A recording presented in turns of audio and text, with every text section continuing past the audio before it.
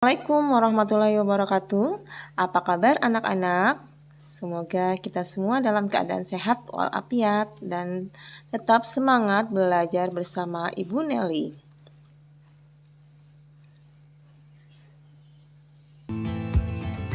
Kita akan belajar sumber daya alam kelas 5, pendidikan lingkungan hidup.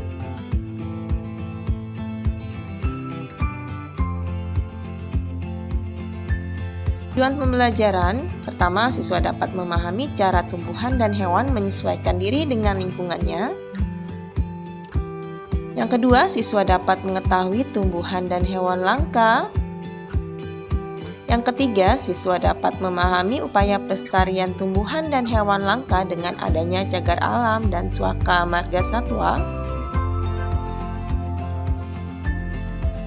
Yang keempat, siswa dapat menjelaskan kerugian yang dialami manusia karena hilangnya suatu jenis makhluk hidup. Yang kelima, siswa dapat menjelaskan jenis sumber daya alam yang dapat diperbaharui. Dan yang terakhir, keenam, siswa dapat menjelaskan cara penghematan dan pelestarian sumber daya alam terbarui. Oke, langsung ke materi yang pertama. Identifikasi cara tumbuhan dan hewan menyesuaikan diri dengan lingkungan. Adaptasi adalah segala cara yang membantu makhluk hidup bertahan dalam lingkungannya. Makhluk hidup yang mampu beradaptasi akan bertahan hidup, sedangkan yang tidak mampu beradaptasi akan menghadapi kepunahan atau kelangkaan jenis. Pelestarian tumbuhan dan hewan. Adaptasi tumbuhan dibedakan menjadi dua. Ada adaptasi morfologi dan ada adaptasi fisiologi. Kita akan bahas yang pertama, adaptasi morfologi. Ya, ini adalah gambar bunga teratai dan enceng gondok. Merupakan tanaman air. Mempunyai helaian daun lebar dan tangkai daun atau batang yang merongga. Daun lebar membantu tanaman air mengapung. Daun lebar juga berguna untuk memudahkan penguapan. Contoh adaptasi morfologi lainnya adalah kaktus. Merupakan tumbuhan gurun. Ciri-cirinya daunnya mengalami perubahan menjadi duri-duri yang mengurangi penguapan yang berlebihan. Batangnya mampu menyimpan air. Akar tumbuhan turun kuat dan panjang, berfungsi untuk menyerap air yang terdapat jauh di dalam tanah. Adaptasi morfologi lainnya contohnya adalah pohon bakau. Bakau hidup di pinggir laut. Tanah tempat tumbuh bakau sedikit mengandung oksigen.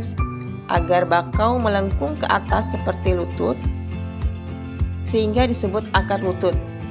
Akar seperti ini memudahkan mengambil oksigen. Akar bakau saling tumpang tindih sehingga mampu menahan hempasan ombak. Kita lanjut ke adaptasi fisiologi, contohnya pohon jati, tumbuhan randu, dan gamal. Pada musim kemarau akan menggugurkan daunnya untuk mengurangi penguapan.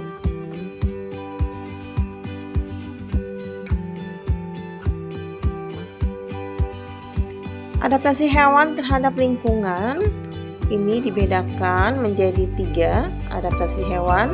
Adalah adaptasi morfologi, adaptasi fisiologi, dan adaptasi tingkah laku. Kita bahas satu persatu dari adaptasi morfologi. Adaptasi morfologi pada hewan dapat dilihat dengan jelas sebagai contoh bentuk paruh burung berbeda sesuai dengan jenis makanannya. Perhatikan paruh burung elang, kemudian paruh burung pipit, paruh itik, paruh burung pelikan, paruh burung pelatuk, paruh burung kolibri. Sekarang kita lanjut ke jenis makanannya.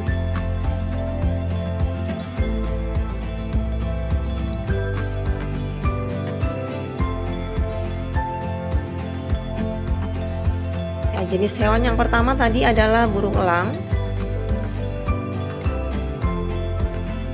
Jenis makanannya adalah daging. Ciri-ciri paruhnya Paruh membengkok, tajam, kuat, dan runcing untuk mengoyak daging. Yang kedua, burung pipit. Jenis makanannya adalah biji-bijian. Ciri-ciri paruhnya pendek, tebal untuk memecah biji-bijian. Yang ketiga, itu adalah itik. Jenis makanannya adalah ikan dan cacing. Ciri-ciri paruhnya seperti sendok, pangkal bergerigi untuk menyaring makanan dari lumpur atau air. Jenis hewan yang keempat, burung pelikan. Jenis makanannya adalah ikan. Ciri-ciri paruh panjang dan pipi untuk menjepit ikan bagian bawah, berkantung untuk menyimpan ikan. Yang kelima, burung pelatuk. Jenis makanannya adalah serangga. Ciri-ciri paruhnya runcing, agak panjang untuk memahat kayu pohon dan menangkap serangga. Contoh yang keenam, burung kolibri. Jenis makanannya adalah menghisap madu. Ciri-ciri paruh panjang, runcing seperti sumpit untuk menghisap madu.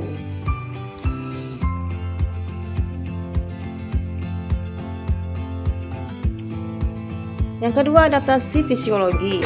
Adaptasi fisiologi adalah adaptasi fungsi alat-alat tubuh. Adaptasi ini bisa berupa enzim yang dihasilkan suatu organisme. Contohnya dihasilkannya enzim selulase oleh hewan mamalia. Yang ketiga adalah adaptasi tingkah laku. Adaptasi tingkah laku berupa perubahan tingkah laku. Misalnya ikan paus yang sesekali menyembul ke permukaan untuk mengambil udara.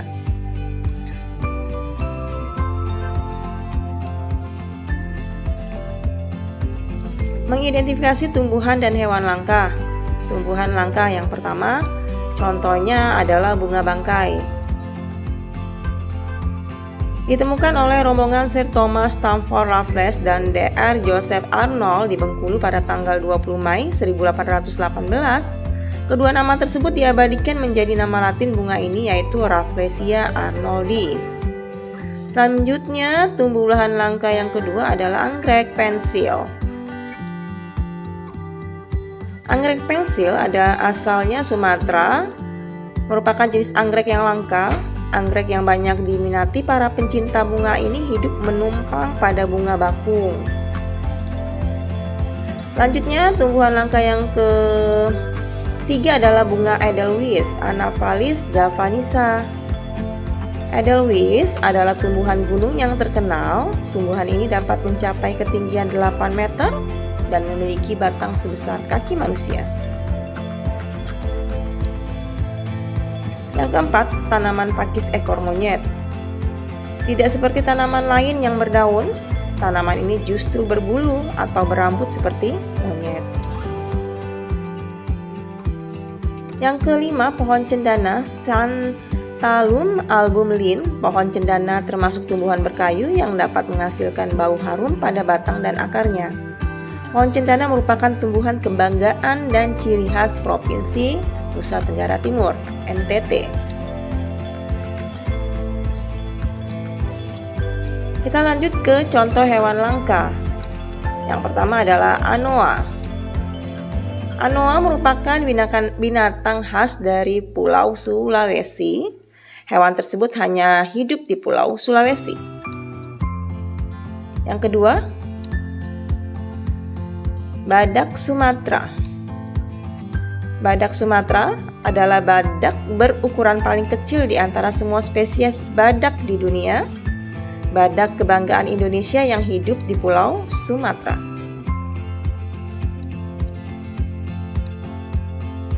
Yang ketiga, komodo. Komodo adalah kadar terbesar di dunia. Komodo hanya hidup di Kepulauan Flores, terutama hidup di Pulau Komodo. Komodo membutuhkan 5 tahun untuk tumbuh sampai ukuran 2 meter.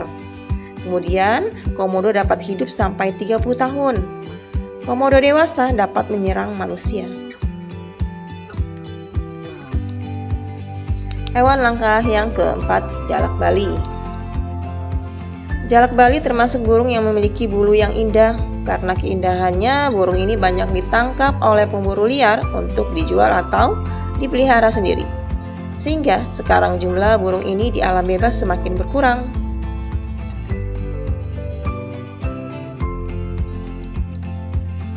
Selanjutnya yang kelima, cendrawasih. Burung cendrawasih terkenal karena keindahan bulunya yang berwarna-warni. Burung ini merupakan ciri khas dari Papua dan juga terancam punah.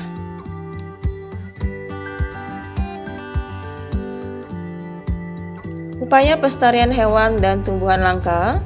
Yang pertama adalah pelestarian in situ dan yang kedua adalah pelestarian ex situ. Pelestarian in situ adalah pelestarian yang dilakukan pada tempat asli hewan atau tumbuhan tersebut berada. Contoh pelestarian in situ adalah cagar alam, suaka marga satwa, hutan lindung, dan taman nasional. Pelestarian ex situ adalah pelestarian yang dilakukan di luar tempat tinggal aslinya. Hal itu dilakukan karena hewan dan tumbuhan kehilangan tempat tinggal aslinya. Selain itu, pelestarian ex situ dilakukan sebagai upaya rehabilitasi, penangkaran, dan pembiakan hewan maupun tumbuhan langka. Contoh pelestarian ex situ antara lain kebun botani, taman safari, kebun binatang, dan penangkaran. Akibat hilangnya jenis makhluk hidup.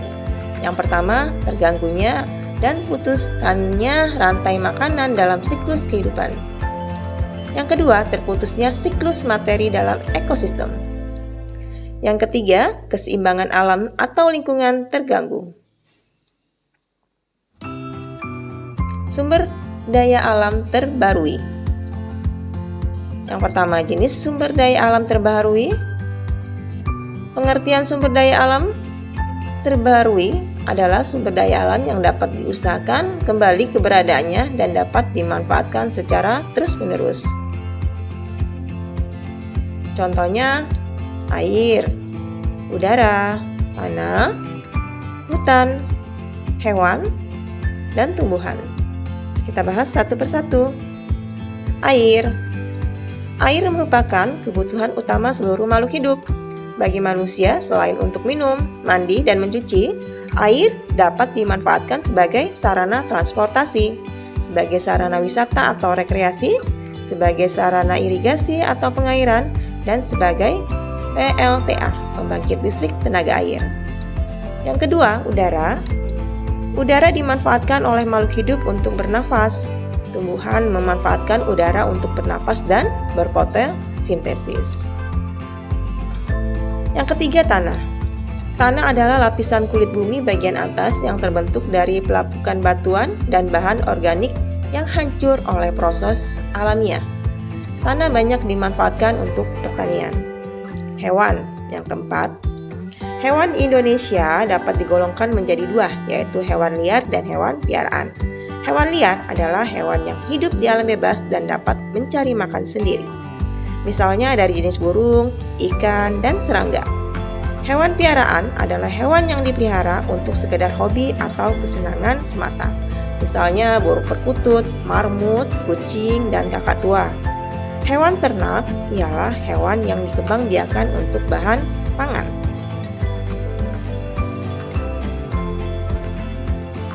Kelima, tumbuhan. Sumber daya alam tumbuhan dapat dibedakan menjadi hutan, pertanian, dan perkebunan. Hasil hutan yang dapat dimanfaatkan oleh kita yaitu kayu, jati, pinus, cemara, cendana, damar, rotan, bambu, dan lain-lain. Pertanian di Indonesia menghasilkan berbagai macam tumbuhan, antara lain padi, jagung, kedelai, sayur-sayuran, cabai, bawang, dan berbagai macam buah-buahan. Jenis tanaman perkebunan yang ada di Indonesia meliputi karet, coklat, teh, tembakau, kina, kelapa sawit, kapas, cengkeh, dan tebu. Cara penghematan dan pelestarian sumber daya alam terbarui. 1. Program sistem tebang pilih. 2. Menangkap ikan secara normal dan umum. 3. Menggali hasil tambang dengan memperhatikan buangan limbahnya. Keempat, industri berwawasan lingkungan. 5. Selalu memperhatikan keseimbangan lingkungan. Demikian pembelajaran kita hari ini. Semoga bermanfaat. Sampai jumpa pada pertemuan selanjutnya.